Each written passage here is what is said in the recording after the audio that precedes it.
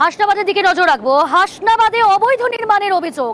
News 18 বাংলার প্রতিনিধি গেলে তাকে বাধার মুখে পড়তে হয়। পঞ্চায়েত থেকে নোটিশ পাঠানো হয়েছিল, তারপরও বন্ধ হয়নি কাজ। হাসনাবাদে অবৈধ নির্মাণের অভিযোগ।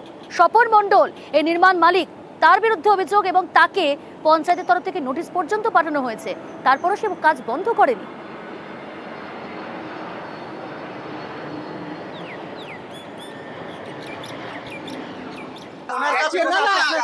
আরে মেন গেট দিয়ে ঢুকবেন তো?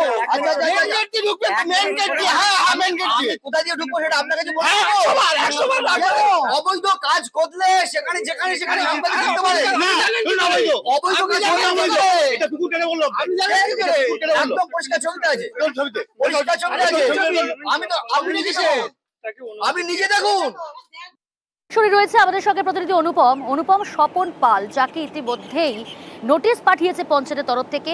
আমাদের প্রতিনিধি, তোমরা গিয়েছিলে এবং তোমাদেরকেও বাধার মুখে পড়তে হয়েছে সেখানে সংবাদ সংগ্রহ করতে গিয়ে। কি বলছেন স্বপন পাল, কি সাফাই দিচ্ছে, কেন বন্ধ করা হলো না অবৈধ নির্মাণের এই কাজ?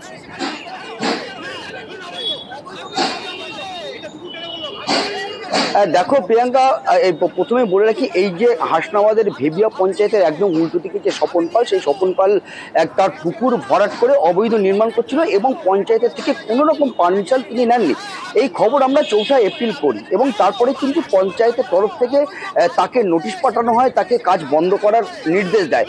তিনি কয়েকটা দিন কাজ বন্ধ রাখার পরে তিনি আবার কাজ চালু করেন। কিন্তু কেন এই কাজ চালু করলো সেটা না ভেবিয়া পঞ্চায়েতের যে প্রধান অলিউল মণ্ডল তিনিও কিছু জানেন না এবং কেউ সে ব্যাপারে কিছু জানেন না। তিনি একদম নিজে গা জোয়ারি করে তিনি আর কি এই কাজ চালু করেন এবং এই খবর পাওয়ার পরে ভেবিয়া পঞ্চায়েতের যে প্রধান অলিউল মণ্ডল তিনি আবার পুনরায় নোটিশ নিয়ে এই স্বপন পালের বাড়িতে যান এবং স্বপন পালকে যখন সেই নোটিশ ধরাতে যান তখন তিনি নোটিশ নেন না, উপরে আমার ওপরে একদম চড়াও হয়, আমার সঙ্গে দুর্ব্যবহার করে, অকথ্য ভাষা ব্যবহার করে আমার উপরে। এবং এরপরে কিন্তু যে অলিউল মণ্ডল কাজ কিন্তু বন্ধ করে নিয়ে স্বপন পাল, পঞ্চায়েতের তরফ থেকেও ব্যবস্থা নেওয়া হবে এমনটা বলা হয়েছে। ধন্যবাদ। আমি জানতে পারি যে উনি আবার কাজ করছেন, সেজন্য আজকে আবার একটা রিমাইন্ডার চিঠি দেওয়ার জন্য আমি গিয়েছিলাম এবং বিএলআর ম্যাডাম ওসির সঙ্গেও আমি কথা বলেছি। তারা যেভাবে আমাকে পরামর্শ দিয়েছেন সেই মতো আমি আগাচ্ছিলাম। তিনি এই চিঠি নিতে অস্বীকার করেছেন। তো পরবর্তী যেটা পদক্ষেপ করা যায় আমি আমার ঊর্ধ্বতন কর্তৃপক্ষের সঙ্গে কথা বলে আমি সেই কথায় ভাবো।